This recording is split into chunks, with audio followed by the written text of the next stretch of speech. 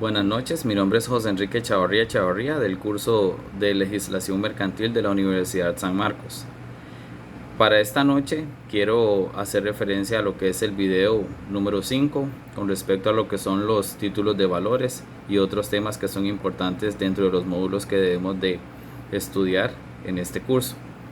Para lo que son las diferentes interrogantes tenemos la primera que dice que son los títulos de valor o que es un título de valor y para qué sirve a nivel mercantil. Bueno, sabemos que los títulos de valores son aquellos instrumentos que tienen una básicamente formación técnica y jurídica que básicamente se utilizan en las actividades económicas que se llevan a cabo por medio de lo que son las personas que ofrecen un servicio o un producto y por supuesto que las personas que consumen esos servicios y productos.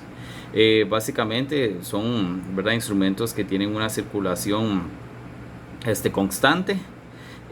También es un documento autónomo en los cuales vamos a estipular lo que son bienes, como les dije, ¿verdad?, los productos y servicios.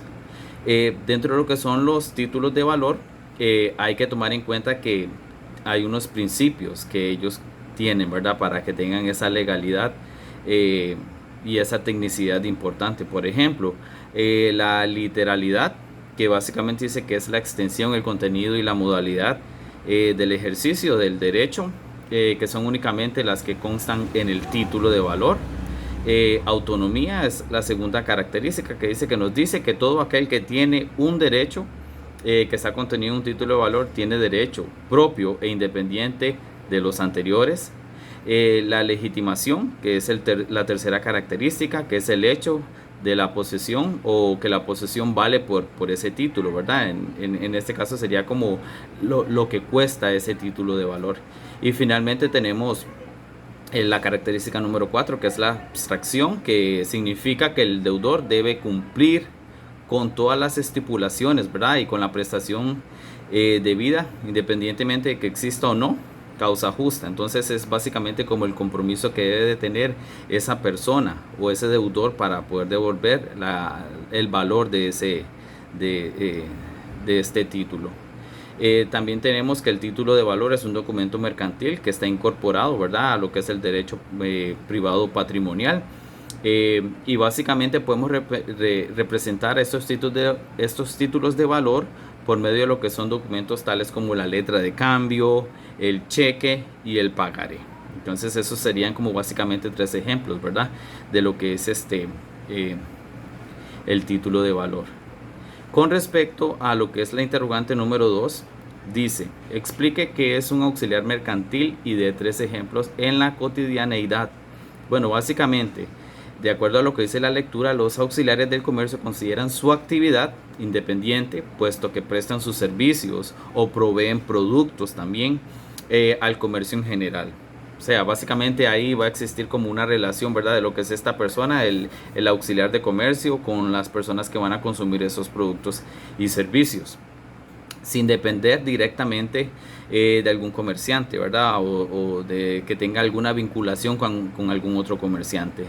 Y básicamente es importante tomar en cuenta que estos auxiliares mercantiles se basan en lo que son el Código de Comercio, ¿verdad? Por ejemplo, en el artículo 272, que literalmente dice que los auxiliares de comercio están sujetos a las leyes mercantiles en su condición de agentes auxiliares del comercio, y con respecto a las operaciones que les corresponden en esta calidad tenemos 3 diferentes ejemplos. Bueno, en la lectura se presentan diferentes ejemplos, pero los más conocidos, por ejemplo, tenemos lo que son los comisionistas, tenemos los agentes viajeros, los porteadores y básicamente, por ejemplo, en este último, los porteadores, que es cuando tenemos el tipo de servicio de transporte, ¿verdad?, que básicamente que es como transporte privado, que una persona necesita recibir ese servicio y que para poder recibir ese servicio tiene que pagar una cierta cantidad de dinero y tiene que haber también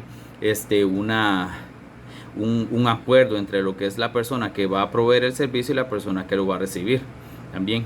Y existen otros, ¿verdad?, como los representantes de casas extranjeras, los dependientes, ¿verdad?, que en este caso los dependientes son aquellas personas también que como lo dice la palabra, ¿verdad? Van a depender de otros medios o de otras personas también como para poder realizar su actividad de servicio o para también proveer el tipo de producto que esté realizando o llevando a cabo. Es importante también que dice que dentro de lo que es la actividad mercantil, ¿verdad? Con respecto a los auxiliares de comercio, es sumamente ágil y compleja toda esta actividad porque hay que seguir las leyes, hay que seguir todas las reglamentaciones o las regulaciones que existen para poder llevar a cabo todas estas actividades mercantiles. Porque independientemente de cómo se organice, ¿verdad? Hay que eh, seguir la ley. También dice que los auxiliares van a participar en la celebración, preparación o ejecución de los contratos mercantiles. Bueno, ya sabemos que en los módulos anteriores hablamos de los diferentes contratos mercantiles, en el que, por ejemplo, en el que me identifiqué más fue en aquel el del seguro, ¿verdad? Que es cuando básicamente uno a la hora de ir a pedir un préstamo, hace un contrato por medio de una operadora de seguros para que si eventualmente me sucede algo, la casa de préstamos, que en este caso fue Caja de Ande, tenga seguro de que su dinero prestado va a volver a sus arcas. Con respecto a lo que es la interrogante número 3, dice: explique según la lectura de crisis de la empresa, ¿cómo se relaciona esto con lo vivido con la situación del COVID-19 en el nivel nacional e internacional? Y de 5 ejemplos. Bueno, sabemos que ahora las empresas están enfrentando una crisis económica muy alta, están teniendo muchas pérdidas porque lo de la pandemia ha hecho que los negocios sean cerrados o que trabajen parcialmente y que algunos de sus empleados, ¿verdad? Sean despedidos o que se les reduzca las jornadas laborales. Eso en la parte, por ejemplo, de lo que es el sector privado, que básicamente o mayormente ha sido afectado lo que es la parte turística, ¿verdad? Que este es como, o esta ha sido la actividad que ha sido más afectada porque hay una alza en lo que es el desempleo, por ejemplo en Costa Rica, bueno, y no solamente en Costa Rica, sino a nivel internacional también, que muchas personas han perdido su empleo porque los visitantes o los extranjeros ya no están realizando los viajes que hacían antes de lo que era la pandemia. De hecho, hasta están regresando a sus países de origen para evitar el contagio por COVID-19. Pero también acá tenemos, dice que cuando una empresa comienza, ¿verdad?, la etapa de crisis, existen indicadores muy claros como los que hemos evidenciado durante la pandemia, ¿verdad?, como descenso de las ventas, disminución de la rentabilidad. En este caso es porque de ahí no tienen ingresos. Básicamente en las empresas turísticas, al no tener personas que consuman sus servicios, su rentabilidad va a bajar, sus ingresos van a bajar. De las cuentas por cobrar también, ¿verdad? Las cuentas por cobrar van a aumentar y de ahí al tener empleados que no están ejerciendo absolutamente nada por falta de clientes, ¿verdad? Entonces esa es la parte negativa de lo que es la consecuencia de toda esta pandemia, ¿verdad? También existe lo que es la disminución de la liquidez y el incremento de la competencia. Sabemos que, por ejemplo, en Costa Rica hay muchos hoteles y en una época de pandemia, pues de ahí las personas también tienen miedo de ir a visitar los lugares, puesto que también están expuestos a ser contagiados por el COVID-19. Pero acá la competencia, lo que debería tomar en cuenta es que en épocas de pandemia también deberían de reducir sus precios para que atraigan, por ejemplo, lo que es el turismo nacional, para que no sigan tan afectados. Algunos de los ejemplos, bueno, ya se los mencioné algunos anteriormente, ¿verdad? Tenemos la quiebra de negocios, porque así hemos visto que muchos negocios han cerrado porque no pueden enfrentar esta crisis económica. Tienen que pagar salarios, tienen que pagar renta, tienen que pagar impuestos. Entonces, básicamente, para no verse enfrentados a toda esta situación, hay que, o tienden a cerrar sus negocios, que es como la forma más fácil para no enfrentarse a una crisis económica más grande más adelante. En el número 2 tenemos baja de jornadas laborales. Bueno, también fue otra, ¿verdad? En el sector privado es donde se ha evidenciado más esta parte, ¿verdad? Lo que son las bajas de las jornadas laborales. En el caso de lo que es el empleo público, bueno, básicamente, por ejemplo, hoy 22 de julio, que salió en lo que es la Gaceta Oficial, que no sé si será una fuente verídica, que que ya la jornada laboral para los funcionarios públicos se va a reducir a un 15%, que básicamente es tocando a los salarios brutos que van de más de 1.500.000 colones.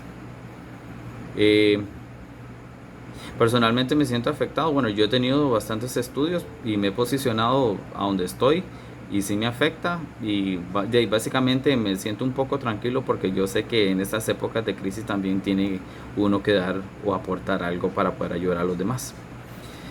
En el tercer punto, bueno, tenemos los cierres de negocios paulatinamente, no del todo, porque ya sabemos que hay algunos negocios que han cerrado, pero están ofreciendo sus servicios y productos a través de lo que es el servicio express también, que es una forma como de enfrentar la pandemia y ayudar a las personas que están laborando, ¿verdad? Para no despedirlos, aunque sí se les ha bajado la jornada laboral y su salario, pero es algo para poder ayudarles también. Número 4, por ejemplo, la pérdida de empleos y por ende de ingresos de las personas. La crisis económica por la pandemia ha sido bastante alta, entonces es un miedo bastante grande a que esto todo continúe, pero también toda esta situación puede ser solventada si las personas hacen caso, ¿verdad? Entonces también estaríamos ayudando a lo que son las empresas a enfrentar toda esta crisis y que se haga la reapertura, pero todos tenemos que poner un granito de arena para poder enfrentar bien esta situación.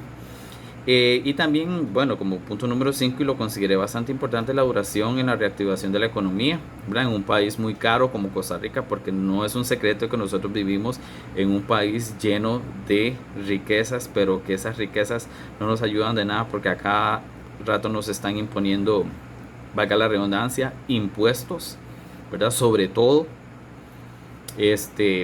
para poder enfrentar toda esta crisis, pero como lo hemos evidenciado a través de los años, todo esto ha afectado más que todo a lo que es eh, la, al empleado público y privado, bueno, básicamente como a la clase media, ¿verdad? Que son los que tienen que pagar todo esto para poder solventar algo de lo de la crisis y de lo que se ha venido haciendo en los gobiernos anteriores, ¿verdad? Porque con la legislación actual, ¿verdad? Con tantas cargas sociales, entonces hay que ver de qué forma se puede apaciguar un poco esto, y una de las soluciones que da el gobierno cuando hay una crisis económica es poner impuestos. Buscan la forma de cómo poner impuestos y nosotros tenemos que acostumbrarnos a ello porque es una forma también como de dar un granito de arena, pero no es justo, ¿verdad? Porque hay otras formas en cómo nosotros también podemos contribuir a lo que es la crisis económica, y mencionaría muchas cosas, pero no tenemos mucho tiempo tampoco como para discutir todas estas situaciones que nosotros podemos proveer como soluciones, ¿verdad? A la crisis por lo que es el COVID-19.